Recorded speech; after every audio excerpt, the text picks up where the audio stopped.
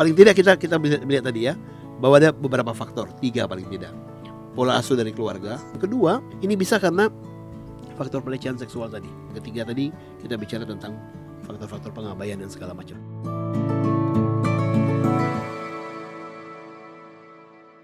Saya sungguh tertarik ketika tadi Sion bilang bahwa oke, kita bisa mengalami situasi-situasi yang kurang baik lah katakanlah ya di masa lalu itu, tetapi yang menentukan itu adalah bagaimana kita meresponi itu, dan itu akan menentukan. Dan saya yakin kemudian ini akan jadi pelajaran penting kan, bagaimana kemudian kalau saya bisa bilang mungkin dulu gagal meresponi itu sampai kemudian muncul kesadaran itu muncul apa? Muncul sendiri, ada yang menolong atau tiba-tiba anugerah Tuhan yang hadir dalam diri Sion, dan bagaimana kemudian perubahan yang terjadi setelah itu. Nah, sebelum masuk ke sana, boleh nggak saya tahu nih, ya, kalau bicara tadi tentang faktor nature, apa sih yang dirasakan perbedaannya di aspek nature itu ya?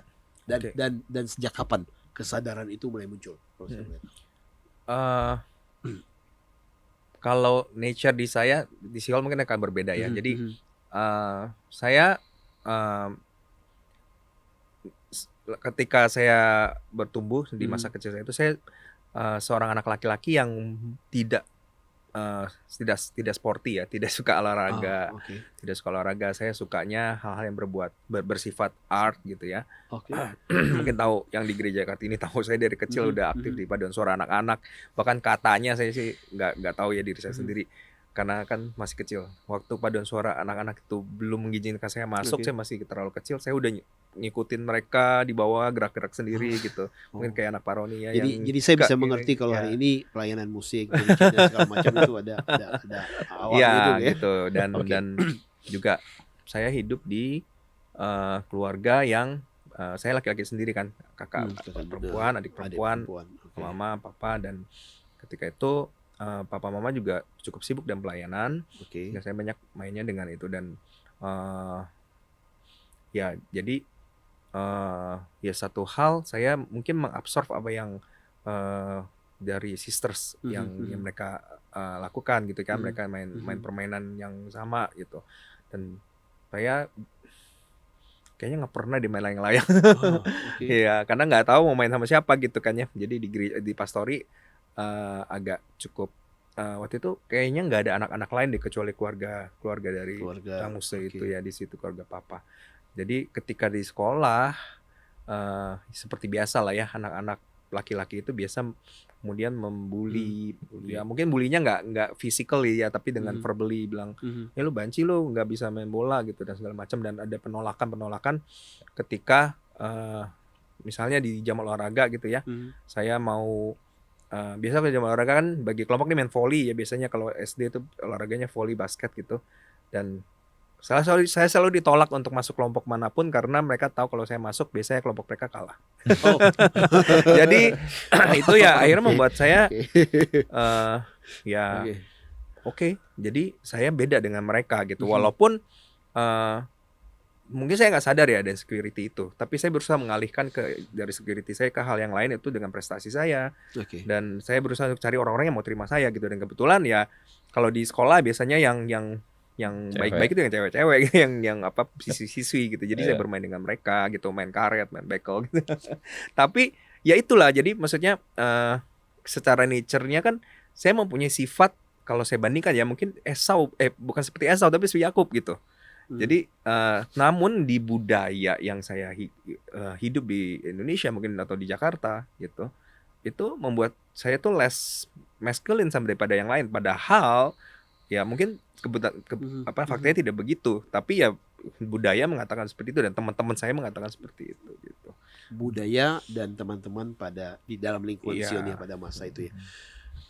Kalau sebelum saya masuk ke Sihol ya, kalau saya lihat ini kan sebenarnya saya boleh bilang masih hal-hal umum, dalam arti begini. Memang tidak semua anak laki-laki kan juga suka sport. Tidak semua anak laki-laki juga suka activity. Iya ya. Bahkan kita juga bisa menemukan anak-anak yang misalnya anak laki yang lebih senang diam, baca buku, even kemudian masak-masakan. Anak saya senang tuh masak-masakan tuh. Nah ini juga jadi kan gini ya. Jadi Oke, saya mesti balik lagi ke awal. Hmm. Jadi ketika anak itu bertumbuh, dia menjadi secure dengan gendernya dan segala macam, itu juga ketika mereka bertumbuh dan ketika orang tua memberikan afirmasi. Makanya Oke. misalnya seorang anak pria gitu, dengan ayahnya itu sangat penting gitu ya, bagaimana ayahnya itu mengafirmasi, oh kamu berbeda dengan saudara perempuan kamu, tapi kamu laki-laki itu saudara perempuan gitu. Jadi Oke. secara emosional itu penting sekali seorang ayah untuk punya hubungan seperti itu. Seorang ibu dengan putrinya, tapi ayah dengan putrinya pun mengatakan, "Oh, kamu berbeda dengan papa, tapi papa ngasih kamu karena kamu spesial sebagai seorang putri yang papa kasih kamu layak dihargai, layak dicintai seperti itu." Dan itu somehow tidak terlalu saya terima karena situasi, sekali lagi saya mau mengatakan, soalnya yang nonton kenal papa saya ya. Jadi papa seorang ayah yang baik, seorang ayah sangat mengasihi keluarganya, tapi sekali lagi papa punya ketidaksempurnaan gitu ya. Jadi mungkin secara emosional dia tidak bisa menunjukkan itu kepada anak-anaknya gitu ya.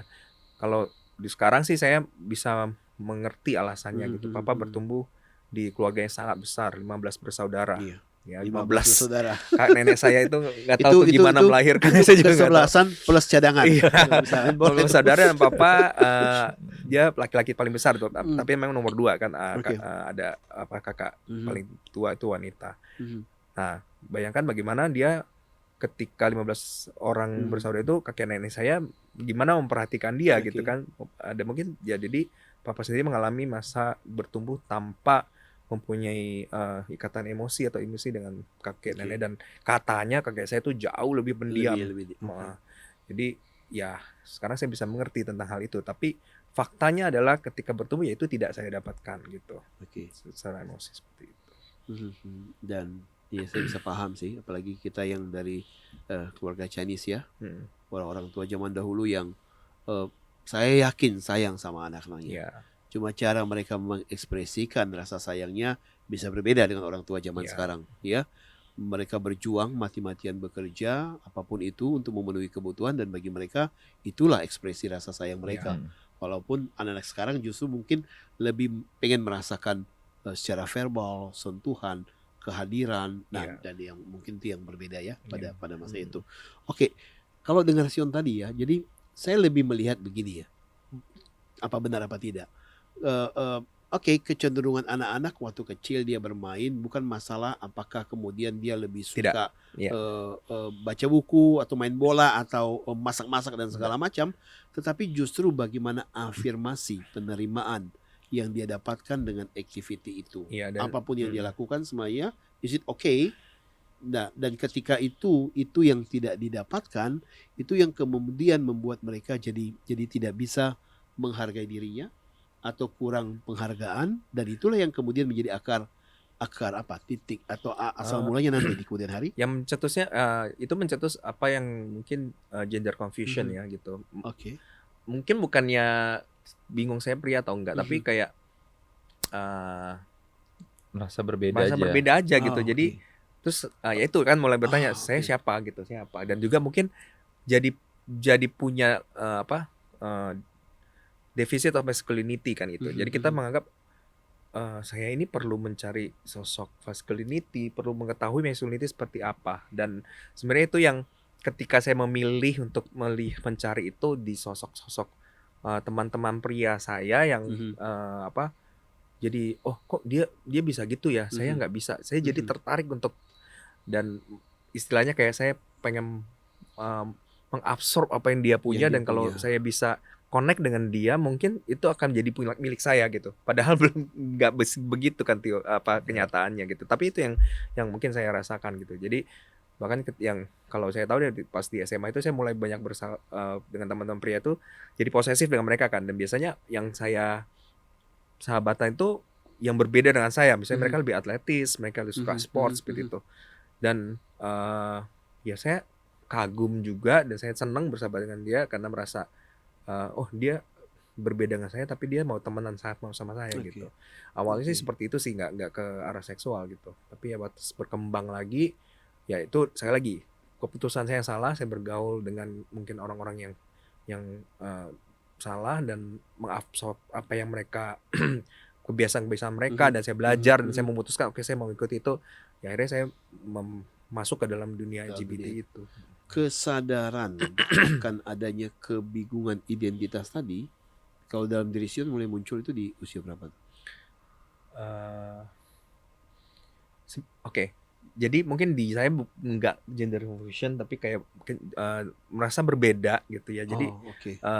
saya makanya agak susah Kalau sih gender menjelaskan. confusion itu karena lebih kayak transgender. Iya. Kalau Oh, kayak oke. kita ini kayak merasa gini kayak, ya kita tahu kita laki-laki, Tapi tapi kok kita tidak tetap seperti iya, mereka. itu dia. Itu bilangnya Insecurity apa? lah. Kita bilangnya Apa ya? Insecurity. Insecurity Bilangnya lah apa? bisa dibilang. Insecurity. Iya. Gender insecurity gitu. Oke. Dan itu kesadaran itu bisa muncul sejak usia dini, Bisa, bisa muncul bisa. waktu remaja. Yang saya notice di SMA itu ya, karena saya Oh, mungkin oke. udah bisa memproses lebih banyak. Waktu mungkin di SMP ada, tapi saya nggak terlalu ingat atau gimana gitu ya. Mm. Ya, ada yang saya ingat gitu. Jadi kalau misalnya kan tinggal di daerah gereja ya. Mm. Jadi kalau ada pembangunan di gereja lagi bangun sesuatu, Mm. saya tuh sangat interest dengan para pekerja-pekerja yang sedang bekerja, karena Oh. mereka Laki gitu. kok beda ya sama saya gitu. Kekar Iya begitu, gitu. Jadi saya suka bekerja liatin berpeluh mereka gitu. Oke. Tapi memang nggak ada pikiran seksual sih, kan masih kecil ya waktu itu ya. Oke. Cuma kayak Kayak tertarik seseorang gitu. mengidolakan, misalnya, oh, dia Iya, pengen betul, seperti bisa itu, dibilang. gitu. Iya, jadi kayak ada magnet. Oke. Kok ya itu karena ada gender insecurity ya gitu. Dan itu Seperti semakin nyata ketika menerima perlakuan yang lebih jelas dari orang lain, penolakan dari teman-teman misalnya. Ya, gitu. Itu Ya, semakin itu memperjelas ada itu kan? efek juga jadi hurting dari Oke. itu, dan tergantung juga level-levelnya juga ya. Kalau ya bagi saya mungkin waktu itu saya mengkompensasinya, saya bilang tadi, dengan membuat diri saya merasa secure dengan prestasi saya yang lain Oke. gitu. Jadi saya merasa ya saya dikenal dengan Zion yang berprestasi, Zion yang good boy dan segala macam. Oke. Itu yang saya pegang gitu. Oke, sip. Kalau Siol, saya boleh ini. Ya. Silakan. Iya, kalau saya memang Sambil diminum ya. Ya, Sambil ya. diminum. dari kecil itu saya udah ada merasakan ketertarikan itu sih. Bahkan pikiran-pikiran seksual dari kecil. Saya juga Dari nggak tahu. kecil? Dari kecil, dari usia 6-7 tahun saya udah ada pikiran-pikiran seksual tentang sama jenis. Saya juga nggak tahu itu munculnya dari mana. Tapi waktu kita kecil kan mungkin kayak ya apa ya? Ya kita lebih fokus main ya. Jadi itu nggak terlalu gimana-gimana gitu. Tapi Dibuahi gitu. iya. Dibuahi. Ya udah ada, tapi kayak apa ini ya? Oh iya gitu. Tapi begitu semakin dewasa, ya kita juga dengan seiringnya hormon kita ya mulai bertambah kan, remaja kan tuh, terus mulai makin mengenal, terekspos dengan pornografi, terus makin sadar lagi ada pria, ada wanita, ada seks gitu, makin sadar lagi. Akhirnya saya sempat waktu itu melihat, oh jangan-jangan kok saya dulu kayak mikirnya yang cowok-cowok ya gitu ya. Oke. Oh kayak saya kayak gitu deh. Jadi dari SD udah ada timbul ketertarikan itu, cuma kayak masih kayak apa ya? Oh ya udahlah, nggak mikirin. Nah di SMP itu udah mulai lagi. Oh jangan-jangan saya memang sukanya sama yang sesama jenis gitu. Ya dan di SMA itu memang ya saya semakin sadar lagi sih. Tapi mulai dari SMP itu udah sadar. Di SMA udah jelas makin lagi, ya apalagi kuliah ya. Udah makin banyak dengar tentang ada yang namanya LGBT itu udah mulai dengar kan, walaupun waktu itu tahun 90-an lah ya, 98 lah ya. Ketahuan usianya. Ketahuan usianya. Iya. Oke. Jadi dan akhirnya makin kayak ya jangan-jangan itu saya. Oke. Nah, itu jangan-jangan itu saya. Ya kayaknya itu saya deh. Gitu. Itu sih kalau pengalaman saya ya. Mungkin nggak? Tapi sorry ya, kita Iya, tadi udah bilang dari awal bahwa ini bukan kemudian kita menggali kekurangan keluarga atau Iya. apa. Tapi Iya. mungkin nggak ini ada hubungannya dengan perlakuan tadi misalnya dari Oh iya jelas. mama. Iya, Melihat, mama. maksud saya begini, melihat figur itu dari seorang ibu yang tegas, keras, yang secara umum kita lebih melihat harusnya itu hadir dalam diri seorang ayah Iya. gitu. Lalu kemudian karena yang dihadapi berbeda, lalu kemudian mencari pria yang harusnya punya seperti itu. Mungkin Iya. nggak seperti itu. Ya sangat mungkin, dan sebenarnya efek dari kekerasan itu bahkan saya kira jadi membenci diri saya sendiri. Oh, Ya, sampai saya ke membenci diri sendiri. diri saya sendiri, termasuk tubuh saya. Jadi dulu tuh saya masuk selalu, saya ini paling jelek sedunia, saya orang paling buruk luar dalam sedunia. Saya pernah dulu pas foto buat sekolah. Saya lihat foto saya bakar karena saya nggak suka Sorry, apa yang saya sorry. lihat. Waktu kecil emang gendut atau apa? Enggak. Kalau gue lihat sekarang kan maksudnya kan harusnya tidak ada yang Enggak. dengan tubuh saya kemudian saya benci ya. Ya itu Kalau jadi ini persepsi seorang anak Persepsi, sih. ya. Jadi ketika Itu anak perasaan yang bertumbuh muncul. ada Yang muncul muncul. persepsi-persepsi yang sebenarnya bukan walaupun secara kenyataannya. fisikal sebenarnya No. Ya. Ya. oke. Dari kecil bahkan ya, dari kecil tuh ya, ini bukan sombong, dari kecil tuh selalu bilang, "Oh, ini anak ibu ganteng ya, ganteng." Tapi perasaan saya bilangnya enggak, ini salah. Wow. Jadi ini juga yang tadi yang Zion bilang tuh benar-benar persepsi. Jadi seringkali persepsi itu lebih penting daripada kenyataan. Bagi Iya sih. anak. Bagi anak, karena gini, orang tua mungkin udah mengasihi benar, tapi anak ini tidak Iya. mempunyai persepsi itu. Dia tidak Misalnya orang tuanya sibuk bekerja gitu kan Oke. ya. Tapi si anak merasa orang tuanya nggak sayang sama saya. Nggak gitu. persepsi. Padahal mereka bekerja untuk anaknya, untuk ini Oke. kan ada waktu yang sedikitnya digunakan untuk anak. Tapi proses anak itu sangat self-centered, anak kecil. Oke. Jadi apapun yang dinilai dari ini, orang tua divorce salah dia, orang Oh, tua kenapa salah dia. Ya, Iya. bisa dikonfirm ke psikolog di anak Iya. tentang Iya. hal itu. Hmm. Gitu. Oke. Dan berarti kalau Syul kesadaran itu justru muncul sejak dari kecil ya, Iya. kecil ya. Oke. Baik, sekarang kita lebih dalam ya. Ketika kemudian teman-teman berdua mulai merasakan itu, tahu ada perbedaan dan segala macam. Lalu seperti apa sih kemudian kelanjutan kejatuhannya? Oke, saya dulu ya. Siapa yang mau dulu? Ya, jadi Silakan. Oke, jadi waktu itu kan ketika mulai di SMA ya kalau Oke. di video, kemudian ketika kuliah saat sudah jauh dari orang tua, dari tempat dari Jakarta, saya kuliah di luar kota di Bandung. Di situ mulai mungkin lebih mengeksplor gitu tentang kehidupan gitu ya. Dan memang saya bertemu dengan teman-teman yang ternyata KSJ gitu. Dan di sana awalnya ya bingung tapi kok dari dalam ada satu hal yang Oke. excited gitu. Dan dari situ mulai curiosity-nya bertambah gitu. Jadi tapi ketika itu muncul juga ada rasa bersalah yang besar gitu, karena saya bertumbuh di yaitu ya, saya memegang nilai rohani, nilai spiritual, nilai moral yang diberikan orang tua saya, dan mungkin dari diri saya sendiri punya standar itu. Saya tahu ini nggak bener nih gitu, ini hal yang tidak benar, tapi saya nggak mampu untuk seperti I need this gitu, seperti saya merasa saya membutuhkan ini, sehingga saya semakin tenggelam, mulai yang dari pornografinya, Oke.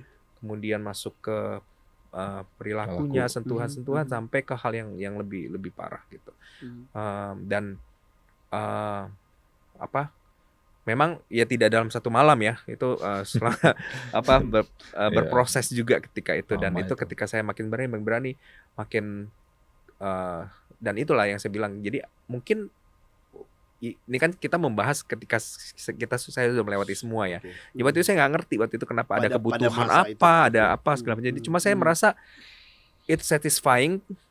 Pertama ada ya saya jatuh dalam hubungan seksualnya juga. Hubungan seksual itu kan ada kenikmatan juga ya. Tapi juga satu hal saya merasa ada hal yang satisfying gitu. Saya nggak ngerti. Tapi ketika sekarang saya sudah mengerti ini, jadi saya melihat bahwa saya memiliki intimasi dengan seseorang pria gitu. Walaupun itu intimasi yang semu gitu kan. Jadi waktu kita berkenalan memang hubungan fisiknya intim gitu. Tapi saya nggak ada intimasi relasional dengan orang-orang itu kan gitu sebenarnya. Jadi itu yang craving for intimacy emotionally. Tapi saya menggunakan intimasi yang salah ini untuk memuaskan itu, dan itu nggak pernah puas-puas, sehingga akhirnya saya semakin lama semakin dalam secara kuantitas semakin banyak, secara kualitas semakin parah. Dan itu terus dari kuliah sampai bekerja, dan seiringan dengan itu saya juga masih tetap dalam dunia pelayanan saya, masih juga dalam status saya sebagai anak hamba Tuhan sebenarnya. Dan saya berusaha untuk mengkompensate sebenarnya. Jadi akan merasa bersalah ya. Jadi I have to do more in order to Sion baiknya jangan hilang gitu. Sebenarnya Sion yang evilnya itu terus seimbang ya berjalan jadinya. Balance of life. Itu ya. Balance of life. Dan but I know, saya tahu itu sebenarnya omong kosong gitu ya, karena ya tahu lah dari kecil ikut pemahaman Alkitab sangat rajin. Saya pernah juga mimpin KTB dan segala macam, jadi saya tahu itu semua. Somehow seperti yang Paulus katakan, aku nggak mampu melakukan hal-hal yang aku tahu Yang aku mau lakukan, aku mau lakukan, aku nggak bisa lakukan. Ya aku kan yang aku nggak mau gitu. Nah itu terjadi, dan itulah karena ada sesuatu hal yang aku nggak tahu nih sebenarnya sumbernya dari mana. Jadi itu yang sering saya katakan, untuk masalah-masalah yang berhubungan dengan LGBT ini, dengan perilakunya, banyak orang konsentrasi kepada perilakunya dan mengfix perilakunya tanpa masuk ke lebih dalam lagi sebenarnya apa triggernya, apa akarnya, sehingga mereka gagal terus menerus gitu. Jadi ya segitu dulu deh. Itu waktu ke Bandung ya. Ya. Dari tahun pertama tuh udah ketemu tuh komunitas begitu. Banyak dong berarti di Bandung. Banyak. Di mana-mana banyak sih Banyak. sebenarnya. Bandung terkenal Bandung, sih. Apalagi Bandung ya. Ya, Jogja. Ya. Dan jadinya karena memang sudah punya pergumulan itu, jadi gampang juga ya jadi ketemu dan masuk dalam kelompok itu ya dengan mereka. Ya. Nah tapi ini juga sekali lagi bukan berarti nanti ada teman-teman jemaat yang aduh anak saya kuliah di Bandung gimana gitu. Jadi takut tuh jemaat. Iya. Tapi memang ingat ya, ada hal-hal di belakangnya dan ada juga respon dari sayanya yang saya bertanggung jawab untuk apa pilihan saya itu gitu. Dan tidak semua apa yang terjadi di saya itu akan terjadi di orang-orang lain. Tapi memang belajar untuk berkomunikasi dengan keluarga dengan baik juga gitu. Dan memang apa yang saya absence di awal dari kecil itu berlangsung terus. Jadi selama contohnya waktu kuliah gitu ya, jadi keluarga ya meyakinkan bahwa saya punya uang cukup dan segala macam, tapi very lack of communication. Itu di Bandung tinggal sendiri? Iyalah, ngekos gitu. Ngekos, ya. Ya jadi kalau saya telepon ke rumah, halo gimana, uang cukup? Ya oke, ini mama. Jadi ya memang itu sifatnya itu adanya seperti itu, jadi itu berlangsung terus gitu dan ya. Nah sebelum lebih dalam nanti pindah ke Sihol ya. Sebelumnya kita break dulu ya. Oke.